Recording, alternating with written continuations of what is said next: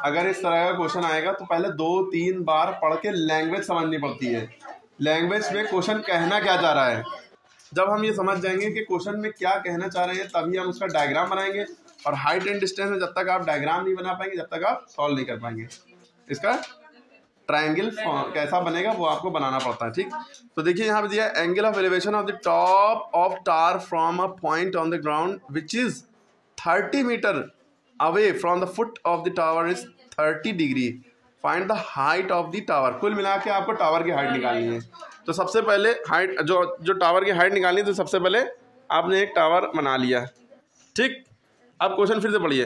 The angle of elevation, elevation का मतलब होता है नीचे से देखना। यहाँ से कोई देखेगा ऊपर को, टावर की ऊंचाई कितनी है तो यहाँ पे देखेगा यहाँ से, तभी तो पता चलेगा। तो समझ गए आप लोग कि जब एलिवेशन होगा तो यहाँ से कभी ऊपर की टॉप को देखेगा तभी तो पता चलेगा। तो angle of elevation of top tower from a point, कहीं पे कोई पॉइंट है ग्राउंड पे, which is 30 metre away from the foot of the tower. Tower का फुट ये है, टावर का पैर ये है, यहाँ से 30 मीटर दूर पे कोई एक पॉइंट है ना। यहाँ से एलिवेशन जो बन रहा है वो कितनी डिग्री बन रहा है, 30 डिग्री, ठीक है। और वो ये पॉइंट जो है यहाँ से दूर कितना है, 30 मीटर दूर है। कितना दूर है, ठीक। तो find the height of the tower, यानी ये निकालनी है हमें, हाइट ऑफ द टावर निकालनी है। अब देखिए कैसे निकलेगी, क्लियर है। अब देखिए ABC आप कुछ भी लिख सकते हैं, यहाँ पे भी ABC कुछ भी लिखिए। आपको जब भी बेस दिया हो या परपेंडिकुलर दिया हो, एंगल दिया हो, ठीक है, या एंगल निकालना हो, बेस और परपेंडिकुलर में से कुछ भी दिया हो, एंगल दिया हो, तो आप tan थीटा का ही फॉर्मूला लगाइएगा। किसका फॉर्मूला लगाएंगे, तो आप सॉल्यूशन वगैरह हेडिंग डाल के प्रॉपर वे में करिएगा। हम ऐसे कर रहे हैं। tan थीटा का फॉर्मूला क्या होता है, परपेंडिकुलर अपॉन बेस। क्या होता है, परपेंडिकुलर अपॉन बेस। को रख दो, परपेंडिकुलर अपॉन बेस। तो आपने ये फॉर्मूला लगा दिया। परपेंडिकुलर की वैल्यू कितनी है निकालनी है, परपेंडिकुलर की वैल्यू निकालनी है। बेस की वैल्यू कितनी है, 30। थीटा की वैल्यू कितनी दी हुई है, 30 डिग्री। थीटा की वैल्यू देखो। अब इसके बाद tan 30 की वैल्यू आपको याद होना चाहिए, 1/√3 होती है। आपने लिख लिया, ये P/30, ठीक है।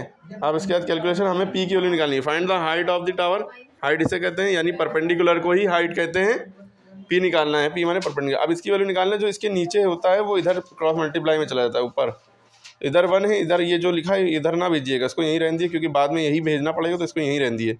30 को बस इधर भेज दिए, तो 1 × 30 हो गया /√3 बराबर P। 30 × 30 /√3। P इधर लिखा है, चाहे आप P इधर लिखिए, चाहे आप यहाँ पे लिख दिए P बराबर, ठीक है। अब मैथ में कभी भी नीचे रूट में नंबर नहीं चाहिए होता, आप आंसर छोड़ सकते हैं, लेकिन बेटर ये है कि इसके आगे आप सॉल्व करें। इसके आगे सॉल्व कैसे होगा, जब मैथ में, पूरी मैथ में नीचे रूट में वैल्यू दी होती है। जैसे √3 लिखा है तो इसको नीचे से हटाने के लिए जो वैल्यू नीचे दी है उसी से ऊपर नीचे मल्टीप्लाई करना पड़ेगा, उसी से ऊपर नीचे मल्टीप्लाई। ये हर क्लास के बच्चों को पता होना चाहिए बात। रेशनलाइज द डिनोमिनेटर से कहते हैं। तो आपने √3 नीचे है तो √3 नीचे से भी ऊपर भी दोनों जगह मल्टीप्लाई किया। ऊपर तो आ जाएगा 30√3, है ना, ये मल्टीप्लाई हो नहीं सकता। √3 × √3 हो जाता है 3। √3 × √3 9 होगा, √9 होगा, लेकिन √9 की वैल्यू 3 होती है, इसलिए डायरेक्ट 3 लिख दिया। 3 × 1 = 3, 3 × 10 = 30। आपके पास आ गया 10√3। क्या आ गया, 10√3। आप आंसर यहीं पे छोड़ सकते हैं, और मीटर जरूर लगाइए, क्योंकि मीटर में दिया होता ना। तो 10√3 मीटर आ गया। और एग्जैक्ट और आंसर चाहिए तो √3 की वैल्यू होती है 1.732। 10 से 1.732 को मल्टीप्लाई कर दिया, आंसर आ जाएगा एग्जैक्ट। वरना एग्जैक्ट, ये भी एग्जैक्ट ही माना जाएगा, और आप ऐसे ही करेंगे, ठीक है। क्लियर होगी बात।